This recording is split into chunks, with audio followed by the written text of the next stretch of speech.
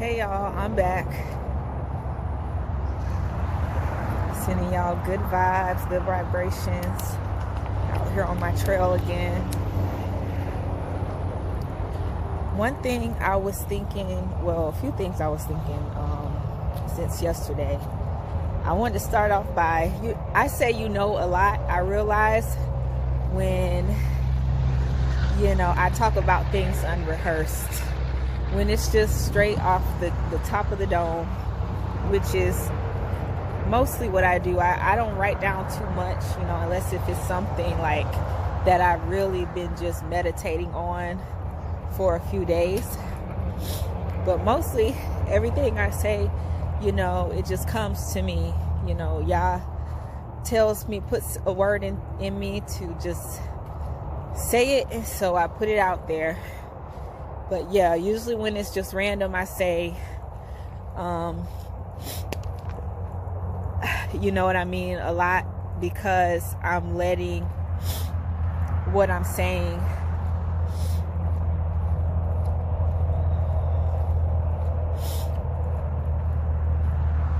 the information kind of just brew, and then I let it out. Because a lot of times I think a lot faster than I can speak. So I just kind of let it, I'm letting it kind of just come to me in a way that I can process it to you guys. So that's why you might hear me. You do hear me say, you know what I mean, a lot. And I really do hope y'all do know what I mean. I got another one of my trucker hats out today, you know what I'm saying? Getting this country vibe, this country girl vibes going. But one thing I wanted to say, being chosen. One thing I realized, because when I was a child welfare case manager, after I got my bachelor's in social work, I realized that, man, they knew who I was before I even knew who I was. They were keeping tabs on me. Hey everybody, many blessings. I think this is about my third time doing this video, but I want to make sure I got it right this time. I really am a tomboy. I always have been a tomboy. I've always preferred hanging out with guys because I feel like I can relate to them a lot better. They're a lot less petty than females, and they're a lot, their self-esteems are a lot higher. I'll tell you that much too. And so yeah, but don't get it twisted. I am highly attracted to men, and if I was in a crowd of them, I definitely still be considered one of the cutest. You know what I'm saying? I got another one of my trucker hats today because I'm getting those country southern vibes, my peoples, because I am definitely country. Okay, I'm definitely country. And you might see me out here fishing in a few weeks when I take this mountain trip.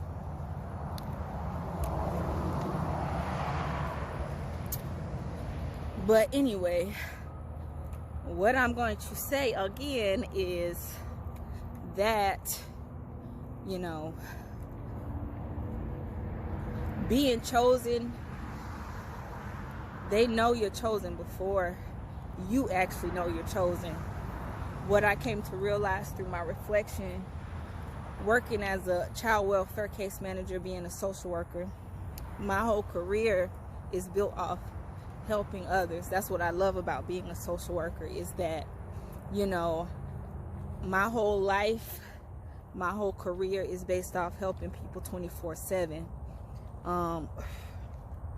No rewards, no gratitude needed. Is what I do. It's my purpose. And, you know, I love to do it. I went into child welfare trying to help foster kids because I felt like I could relate just being adopted. Now, you know, yes, I was adopted at birth, so I didn't experience the whole foster care system, but I came close. You know, when I was 8 years old, my mom told me I was adopted, which was really traumatizing for me. As a young girl, you know, I really thought my parents were my parents. I love my parents dearly, you know, and I thought they could do no wrong. And then one night, I was 8, my mom told me I was adopted. That really blew me. And then a little while later, you know, my mom told me, you know, we adopted you, and I really didn't want you at first, you know, but last minute, you know, they called me and we went ahead and took you in. You know, that really does something to your value and your self-esteem. You know, and I would say to anybody, if you plan on adopting a kid, tell them first off, or wait until they're much older when they can actually digest it and understand it in a way that's understandable. Because as a kid, and then you grow up in your teens and you're filled with all of this hate and low self-esteem and low self-worth, you don't want to do that to a kid, you know. But then again, it helped me relate to these foster kids even that much more. So that's what I went in for. But the lady that hired me was a really sweet black lady named Antoinette. You know, she really gave me a shot. I went in my first day really, you know, happy and encouraged and looking forward to, you know, my start in my career as a social worker. I'm going to help, you know, these foster kids. First day, the assistant program director and another higher up came, fired my supervisor Antoinette on the spot, told her to pack up her stuff and go. At first, I didn't realize why. Spiritually, you don't realize that, you know, and I wasn't on the spiritual level that I am now, so I didn't realize what was going on. Then later, you know, I went through all this. I swear it was curses and spells put on me, trying to keep me from being able to do my job. First of all, the whole system is filled with witches and warlocks, you know. And then they give you a caseload of about 20 cases to one case manager. And these cases could have upwards of 5 children.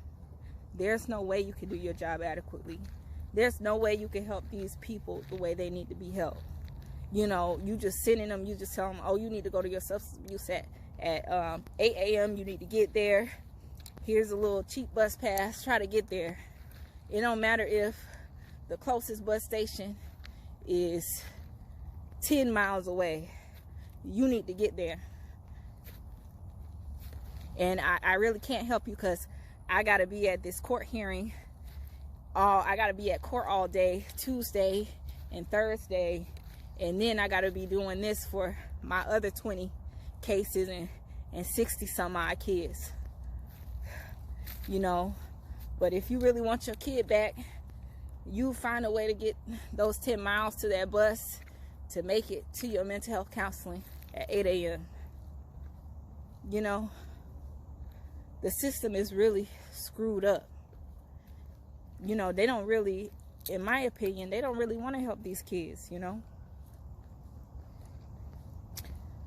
Another thing I would say as a child welfare case manager in social work is they don't give these social workers enough incentives. You know, it's not a lot of people wanting to become a social worker. It's not a lot of people want to become teachers. It's not a lot of people want to become police officers. And why? It's not enough incentives. You know, you pay us what? What's the average a case manager makes? Like $40,000 a year. You know, and then sometimes we work past midnight because it's not a lot of shelters for these kids to go, and a lot of these kids have trauma. A lot of these kids have issues running away, and after a certain amount of runs, the shelter won't take them back. So we burn out real quickly. We don't get paid enough. So that's why you see the same thing, and it's just like, really, you losing more money by not helping these people than you actually gaining from this. But that's just the trick. They don't care about the money. They just care about destruction. That's why this system is at its end. This isn't the beginning, this is the end. This has been happening, you know. But then, you know, you pay these entertainers and athletes all this money to go and entertain and create more chaos, and then you want to give them awards for helping create chaos. Yeah, they might hand out a few pennies here and there, but really they're doing more harm than good, and you're awarding them for that. That's why this system is self-destructing. It has no choice but to self-destruct, you know.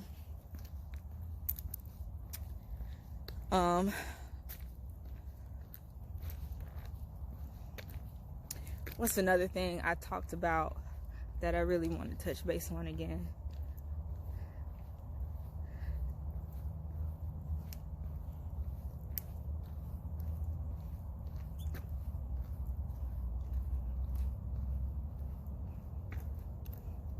Oh yeah, get out the house.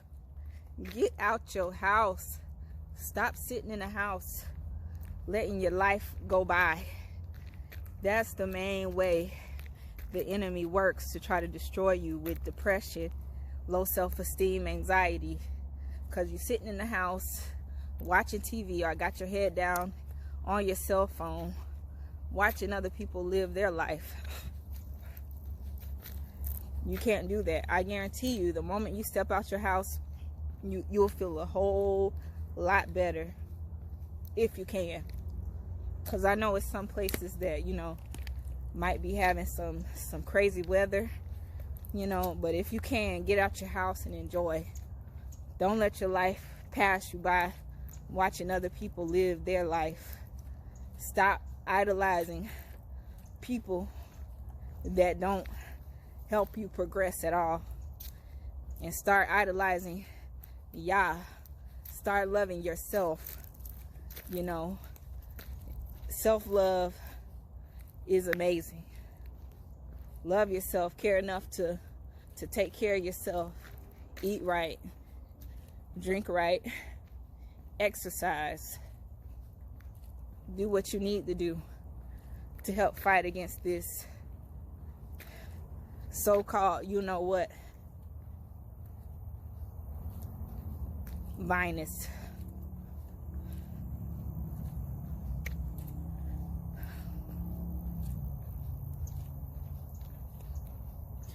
But yeah, that's all I wanted to say today.